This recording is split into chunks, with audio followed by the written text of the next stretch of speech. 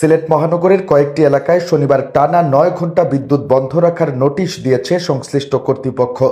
বিক্রয় ও বিতরণ বিভাগ ২ বিউবো সিলেট দপ্তরের নিয়ন্ত্রণাধীন ১১ কেবি সেনপাড়া ফিডার এবং ১১ কেবি কুমারপাড়া ফিডারের উন্নয়নমূলক কাজ, জরুরি মেরামত ও সংরক্ষণ কাজের জন্য শনিবার সকাল ৮টা থেকে বিকেল ৫টা পর্যন্ত বিদ্যুৎ সরবরাহ বন্ধ থাকবে বলে জানানো হয়।